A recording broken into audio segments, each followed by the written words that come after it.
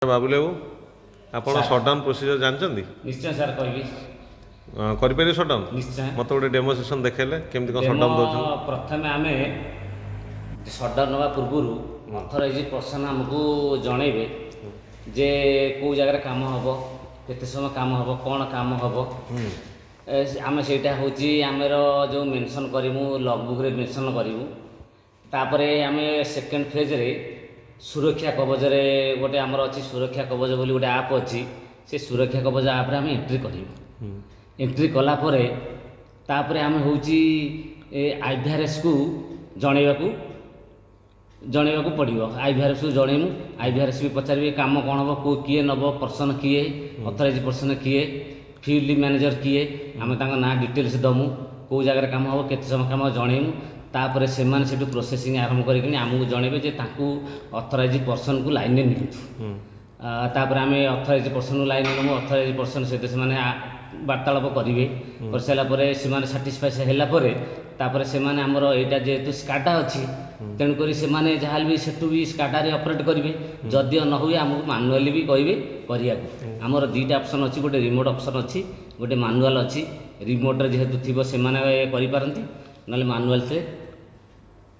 ତାହେଲେ ମୋତେ ଡେମୋ ଦେଖେଇଲେ କେମିତି କ'ଣ କରୁଛନ୍ତି, ଖାଲି ଡେମୋ ଦେଖେଇବେ। ଡେମୋ ଆପଣ ବର୍ତ୍ତମାନ ଦେଖନ୍ତୁ। ଆମର ଏଇଟା ବର୍ତ୍ତମାନ ସିଚୁଏସନ୍ ଅଛି, ବର୍ତ୍ତମାନ ଗୋଟେ ଅଛି, ବର୍ତ୍ତମାନ ରିମୋଟ୍ଟା ଅଛି, ଆଉ ପ୍ଲସ୍ ଲୋକାଲ୍ରେ ବି ଅଛି। ଦେଖନ୍ତୁ ଆପଣ ଦେଖିପାରିବେ ଗୋଟେ ରିମୋଟ୍ ଅଛି, ଗୋଟେ ଲୋକାଲ୍ ଅଛି। ଏ ରିମୋଟ୍ ପୋଜିସନ୍ ମାନେ ସେମାନେ କରିବେ, ଲୋକାଲ୍ ହେଇଥିଲେ ମାନେ ଲୋକାଲ୍କୁ ଆମେ ନେଲା ମାନେ ଆମେ କରିବୁ। ବର୍ତ୍ତମାନ ଆପଣଙ୍କୁ ଦେଖିବାକୁ ଗୋଟେ ଡେମୋ ଚାହୁଁଛି। ଏଇଟା ଦେଖନ୍ତୁ, ଏଇଟା ଲୋକାଲ୍ ହେଲା ମାନେ ଏଇଟା ଆମେ କରିପାରିବୁ। ରିମୋଟ୍ ମାନେ ସେମାନେ ଯେଉଁ ଯେହେତୁ ସ୍କାଡା ସେମାନେ ସେଠୁ ଅପରେଟ୍ କରିବେ। ଆପଣ ଗ୍ଲୋଭ୍ସ କାହିଁ ପିନ୍ଧିଲେ? ଗ୍ଲୋଭ୍ସ ଏଇଥିପାଇଁ ପିନ୍ଧିଲେ, ସେଫ୍ଟି ପାଇଁ ଗ୍ଲୋଭ୍ସଟା ପିନ୍ଧିବାକୁ ପଡ଼ିବ।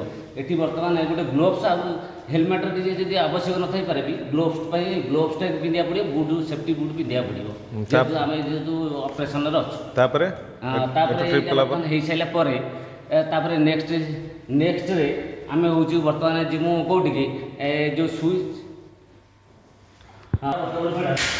ଡେଞ୍ଜର ପ୍ଲେଟ୍ ବି ମଧ୍ୟ ଏଠି ସଟଡାଉନ୍ ହେଲା ପରେ ଡେଞ୍ଜର ପ୍ଲେଟ୍ଟା ବି ମଧ୍ୟ ସଟଡାଉନ୍ ହେଲା ପରେ ସଟଡାଉନ୍ ପରେ ଡେଞ୍ଜର ପ୍ଲେଟ୍ ଲଗେଇବୁ। ଟ୍ରିପ୍ କଲା ପରେ ଡେଞ୍ଜର ପ୍ଲେଟ୍ ଲଗେଇବ। ଟ୍ରିପ୍ ସେଠୁ ବାଲେଶ୍ୱର ହେବ। ଟ୍ରିପ୍ ଯେଉଁଠି ହେଉ, ଆମର ସ୍କାଡା ଯେଉଁଠି ଅଛି ସେଇଠି ଟ୍ରିପ୍ ହେବ। ଟ୍ରିପ୍ ହେଲା ପରେ ଆମେ ଯିବୁ କେଉଁଠିକି, ସେମାନେ ଆମକୁ ଅଥରାଇଜ ପର୍ସନ୍ ଯେହେତୁ ଲାଇନ୍ରେ ଅଛନ୍ତି, ସେ ଆମକୁ କହିବେ ତୁମେ ଆଇସୋଲେଟର୍ ଓପନ୍ କର, କ୍ଲୋଜ୍ କର, ଏ ଯେଉଁ ଆର୍ଟ ସୁଇଚ୍ କ୍ଲୋଜ୍ କର। ସେଇଟା ଆମେ କରିବୁ। କରିସାରିଲା ପରେ ନିଅନ୍ ଟେଷ୍ଟର ମଧ୍ୟ ବି ଆମେ ଟେଷ୍ଟ କରିବୁ। ଫାଷ୍ଟ ନିଅନ୍ ଟେଷ୍ଟର ଟେଷ୍ଟ କରିବୁ। ତାପରେ ଯେଉଁ ଡେଞ୍ଜର ପ୍ଲେଟ୍ ବି ସେଠି ଲଗେଇବୁ। ଯେଉଁ ଏଇଟା ବି ଆମର ବି ମଧ୍ୟ 3ଟି ଡିସଚାର୍ଜ ରଡ଼୍ ବ୍ୟବହାର କରିବୁ। କଲା ପରେ ତାପରେ ସେ ଆଇସୋଲେଟର୍ କାଟିବୁ। ଆଇସୋଲେଟର୍ କାଟି ସାରିଲା ପରେ ତାପରେ ଆମେ ସାର୍ ଯେଉଁ ପ୍ରୋସେସ୍ରେ ଥିବେ, ସେଇ ପ୍ରୋସେସ୍ରେ ଆମେ ସଟଡାଉନ୍ କ୍ଲିୟରାନ୍ସ ସେ ଦେବେ। ଦେଲା ପରେ ଯାଇକି ଅଥରାଇଜ ପର୍ସନ୍, ତାପରେ ଅଥରାଇଜ ପର୍ସନ୍କୁ PTW କୋଡ୍ ଦେବେ। ତମକୁ ମଧ୍ୟ କୋଡ୍ ଦେବେ। PTW କୋଡ୍ ଦେବେ। PTW କୋଡ୍ ଦେଲା ପରେ ତାପରେ ସେମାନେ କାମ ଆରମ୍ଭ କରିବେ, ଯାହା କାମ ଥିବ। ତାପରେ ରିଟର୍ନ କଲା ଆଉ ସେଇ ପ୍ରୋସିଜରରେ ପ୍ରୋସେସଟା ହେଉଛି ସେଇଆ। ଆମେ ଯେମିତି ଯାଇଥିଲୁ ଆରମ୍ଭରୁ ଶେଷ ପର୍ଯ୍ୟନ୍ତ, ଶେଷରୁ ଆରମ୍ଭ ପର୍ଯ୍ୟନ୍ତ ଆସିବ। ଆଚ୍ଛା, ହଉ, ବହୁତ ବହୁତ ଧନ୍ୟବାଦ।